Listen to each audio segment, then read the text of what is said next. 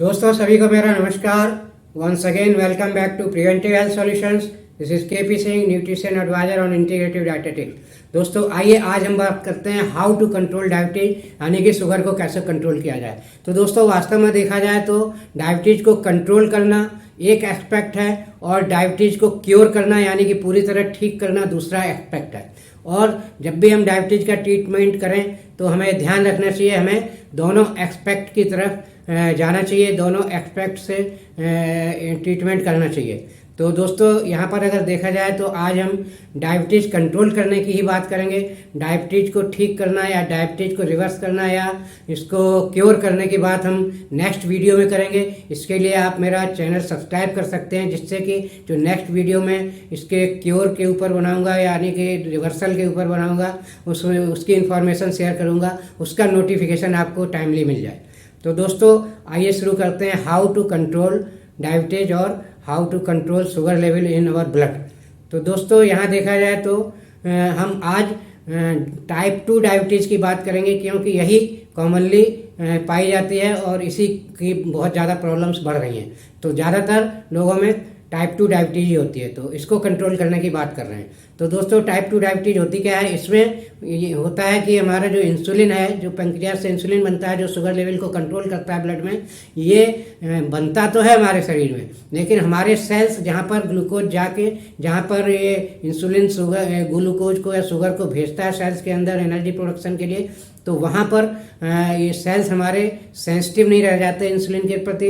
वो एक तरह का प्रतिरोध उत्पन्न हो जाता है उनमें और वो रिस्पॉन्ड नहीं करते हैं इंसुलिन को।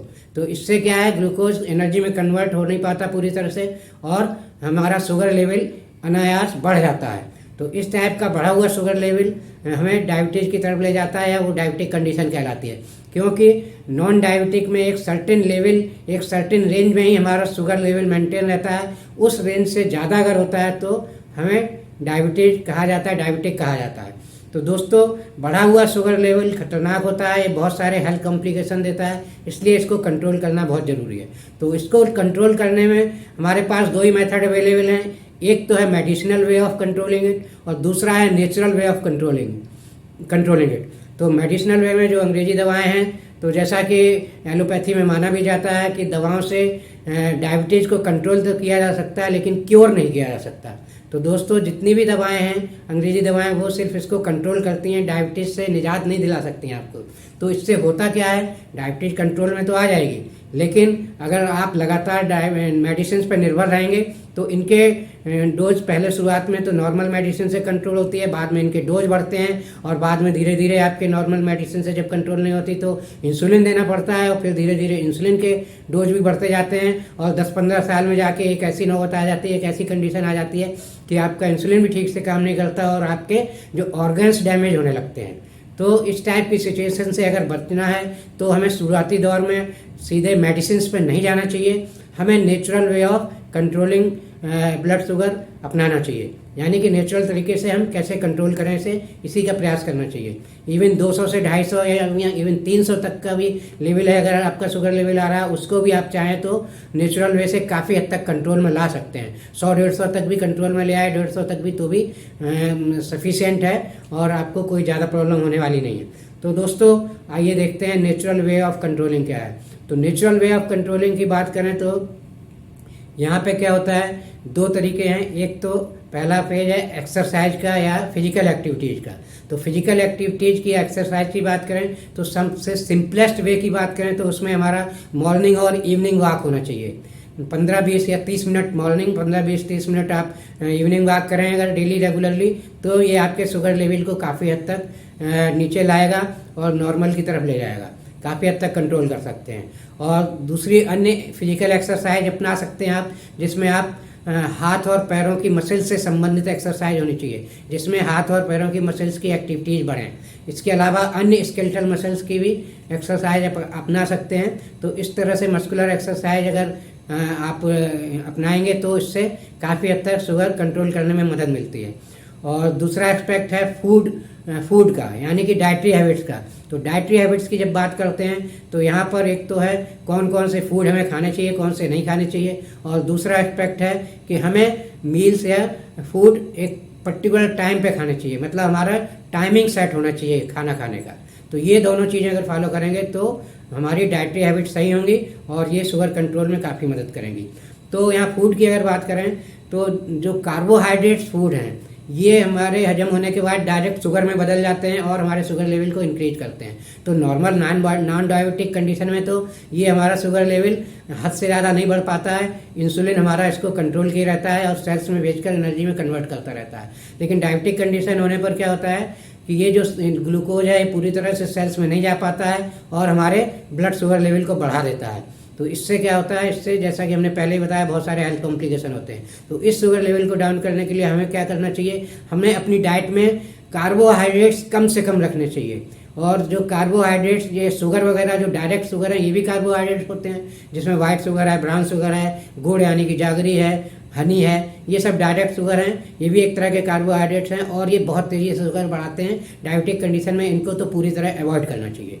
और दूसरे जो कार्बोहाइड्रेट्स हैं, कॉम्प्लेक्स कार्बोहाइड्रेट्स हैं, ये भी हजम होने के बाद जाके धीरे धीरे शुगर में ही बदल जाते हैं, तो इनको भी बहुत कम लेना चाहिए। ये अगर इंडियन डाइट में देखें तो जनरली यूज होने वाले कार्बोहाइड्रेट कौन से हैं, स्टार्च फॉर्म में है, जैसे राइस है, साबूदाना है, और आप अगर देखें व्हीट फ्लोर है, व्हीट फ्लोर ज़्यादातर यूज होता है, जैसे चपाती बनती हैं, रोटी बनती हैं या पराठे बनते हैं। तो ये दो डिशेज मतलब दो फूड प्रोडक्ट ऐसे हैं जो कॉमनली यूज होते हैं हमारी इंडियन डिश में। और तीसरा फूड प्रोडक्ट हम कह सकते हैं प्रोसेस्ड फूड या जो आपके फास्ट फूड हैं मार्केट से मिलते हैं, इनमें भी बहुत ज़्यादा कार्बोहाइड्रेट होता है, इनको भी अवॉइड करना चाहिए। तो इस तरह से दोस्तों कार्ब की डाइट बिल्कुल कम और शुगर जो डायरेक्ट शुगर है उनको बिल्कुल ना के बराबर या बिल्कुल बंद कर दें, और इसके साथ अपनी डाइट में सफिशिएंट मात्रा में प्रोटीन इंक्लूड करें और सफिशिएंट मात्रा में फ्रेश वेजिटेबल्स और फ्रूट यानी कि फाइबर इंक्लूड करें, और इसी के साथ फैट भी ले सकते हैं। तो इस तरह से अपनी डाइट को मैनेज करेंगे तो आप शुगर कंट्रोल करने में काफ़ी आपको हेल्प मिलेगी और आप सफल भी हो सकते हैं। और दोस्तों टाइमिंग की बात करें तो खाने की टाइमिंग भी फिक्स होनी चाहिए। हम जब मर्जी आई तब खाना खा लिया तो ऐसा नहीं करना है, हमें कुछ पर्टिकुलर टाइम बनाने पड़ेंगे ब्रेकफास्ट, लंच और डिनर के, उसी टाइम पर डेली खाना खाएं। तो इससे हमारी बॉडी क्लॉक जब बॉडी क्लॉक की जो साइकिल है वो बैलेंस होगी तो ये हमें शुगर कंट्रोल करने में मदद करेगी बहुत ज़्यादा। तो इस तरह से दोस्तों हम अपनी शुगर कंट्रोल कर सकते हैं। और फूड प्रोडक्ट में एक और पॉइंट है ध्यान देने वाला कि कभी कभी हम पर्टिकुलर फूड को ही समझते हैं कि ये बहुत तेज़ी से शुगर बढ़ा रहा है, इसका ग्लाइसेमिक इंडेक्स हाई है। तो ऑफकोर्स ग्लाइसेमिक इंडेक्स काउंट करता है, लेकिन इसी के साथ आपको कभी कभी ये भी आइडेंटिफाई करना पड़ेगा कोई पर्टिकुलर टाइप का फूड आइटम या कोई पर्टिकुलर टाइप का कार्बोहाइड्रेट एक आदमी के लिए बहुत ज़्यादा शुगर बढ़ाता है और दूसरे व्यक्ति के लिए वो बहुत ज़्यादा शुगर नहीं बढ़ाता, उसके लिए कोई दूसरा अन्य कार्बोहाइड्रेट शुगर तेज़ी से बढ़ाता होगा। तो इसको भी आइडेंटिफाई करना चाहिए। इसको आइडेंटिफाई करने के लिए पर्टिकुलर एक ही टाइप का फूड लीजिए, उसके बाद ब्लड शुगर टेस्ट करा लीजिए 3-4 घंटे बाद, अलग अलग चीज़ों के 2-3 बार अगर ऐसे करा के आप वीकली बेसिस पर भी कराएंगे तो आप आइडेंटिफाई कर सकते हैं कौन सा फूड आपके लिए बहुत ज़्यादा नुकसानदायक है। तो इस तरह से दोस्तों आप अपनी एक्सरसाइज में कुछ लाइफ स्टाइल में चेंज करिए एक्सरसाइज को लेकर, और कुछ डाइटरी हैबिट्स को लेकर चेंज करिए, तो आप शुगर को काफ़ी हद तक कंट्रोल कर सकते हैं शुरुआत में। और शुरुआती दौर में मेडिसिन अवॉइड करिए। ऑफ कोर्स मेडिसिन अपनी जगह ज़रूरी है, कोई मेडिकल कंडीशन है, कोई ऑपरेशन वगैरह आपका होना है जहाँ पे आपका ट्रीटमेंट रुक रहा है बढ़ी हुई शुगर के कारण और अर्जेंट रिक्वायरमेंट है, तो आप मेडिसिन की तरफ जाइए, और वही एक इफेक्टिव वे है जो टेम्परेरी आपको रिक्वायर्ड अमाउंट तक बहुत जल्दी कंट्रोल कर सकता है, लेकिन ये परमानेंट सॉल्यूशन नहीं है। तो दोस्तों आशा है आपको ये इन्फॉर्मेशन अच्छी लगी होगी, कैसे शुगर हमें कंट्रोल करनी चाहिए। इन चीज़ों को अपनाइए, इन पॉइंट्स के ऊपर ध्यान दीजिए और शुगर को कंट्रोल करिए। और इसके अलावा मेरा नेक्स्ट वीडियो का इंतजार करिए जो मैं शीघ्र ही अपलोड करूंगा। उसके लिए मेरा चैनल सब्सक्राइब कर लीजिए, जिससे कि मेरा वो वीडियो जिसमें मैं आपको इन्फॉर्मेशन शेयर करूँगा कि कैसे शुगर को रिवर्स किया जाए या कैसे रिवर्स डायबिटीज़ को ठीक किया जा सकता है। तो उसको देखने के लिए मेरा चैनल सब्सक्राइब कर लीजिए अभी तक नहीं किया है, जिससे आपको टाइमली नोटिफिकेशन मिल जाए। तो दोस्तों इसी के साथ thank you very much, see you in next video with some other health tip.